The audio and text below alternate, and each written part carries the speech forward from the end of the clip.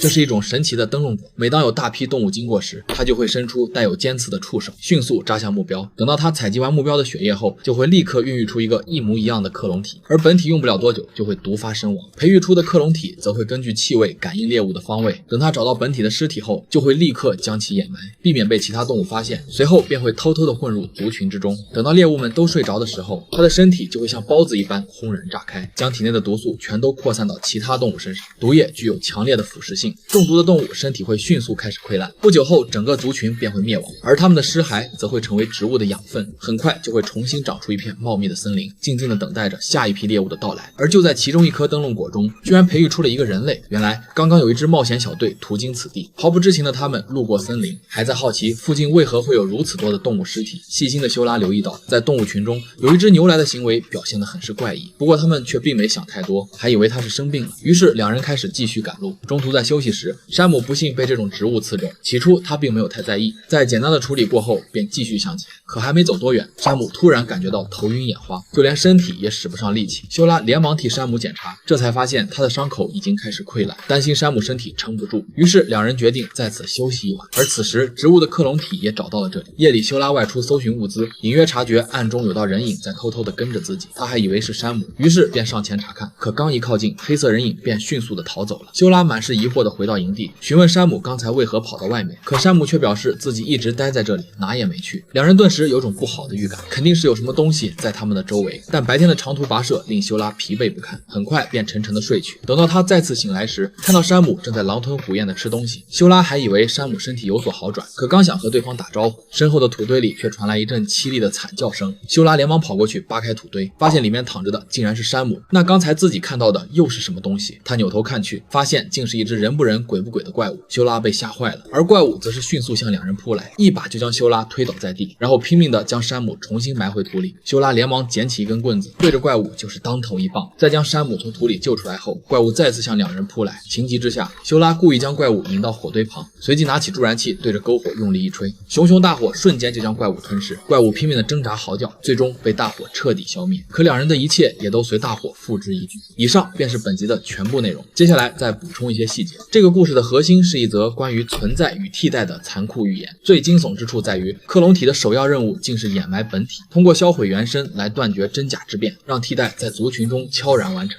隐喻个体身份被系统彻底抹除的终极恐惧。而植物的渗透并非主动征服，而是克隆受害者混入内部，利用族群对同类的信任从内瓦解，象征意识形态病毒的寄生性毁灭。整个循环构成自然界冷酷的能量闭环。最后修拉用火消灭怪物，但一切付之一炬，暗示人类对抗绝对异化的代价是同归于尽，幸存仅是凄凉虚无的尾声。归根结底，它动摇了我是谁的根基。当复制品的使命是让你消失，本体反而成了多余的义务。